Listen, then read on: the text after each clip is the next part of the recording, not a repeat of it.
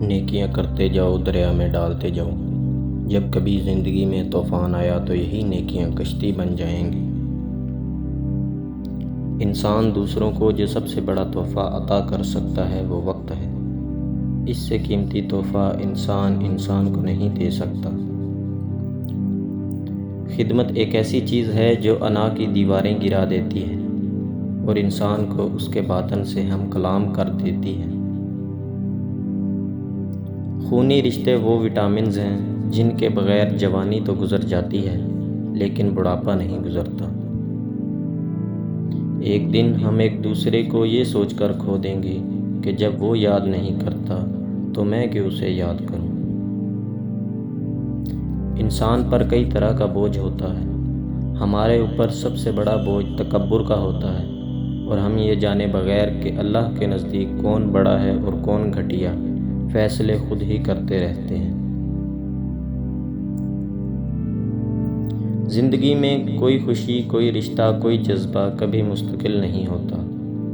ان کے پاؤں ہوتے ہیں۔ ہمارا سلوک اور رویہ دیکھ کے کبھی یہ بھاگ کر قریب آ جاتے ہیں اور کبھی آہستہ آہستہ دور چلے جاتے ہیں۔ والدین کی روک ٹوک بھی ایک نعمت ہے، ورنہ اولاد ذلیل و رسوا ہو جاتی ہے۔ ہم خود کو خود ہی سنوار لیں، سدھار لیں، معاشرے پہ ہمارا یہی احسان کافی ہوگا۔ میں جانتا ہوں کہ میں کچھ تو ہوں، کیونکہ میرا رب کچھ بھی بیکار نہیں بناتا۔ ہمارے اپنے گریبان میں سانپ اور بچھو لٹک رہے ہوتے ہیں اور ہمیں دوسروں کی مکھیاں اڑانے کی فکر لاحق ہوتی ہے۔ ہماری خوش قسمتی یہ ہے کہ ہم اللہ کو ایک مانتے ہیں اور بدقسمتی یہ ہے کہ اللہ کی ایک نہیں مانتے۔ بھری ہوئی جیب سے دنیا کا پتہ چلتا ہے اور خالی جیب سے اپنوں کا۔ اپنی انا کو کسی کے سامنے پامال کر دینا مجازی عشق ہے، اپنی انا کو بہت سوں کے آگے پامال کر دینا عشق حقیقی ہے۔ میں نے پوچھا، بابا جی حسد کیا ہے؟ کہنے لگے، رب کی تقسیم سے اختلاف رکھنا۔ اس دنیا میں سب سے بڑا افلاس محبت کی کمی ہے۔ افسوسناک بات یہ ہے کہ ہم نیکی اس وقت کرتے ہیں جب برائی کے قابل نہیں رہتے۔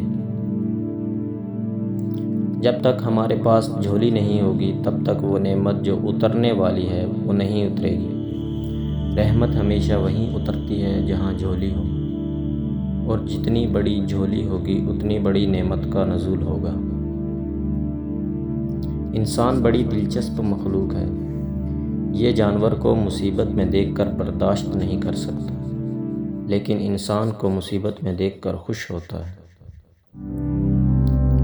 مرد کے دل میں دوسری عورت کی اور عورت کی الماری میں نئے سوٹ کی گنجائش ہمیشہ رہتی ہے۔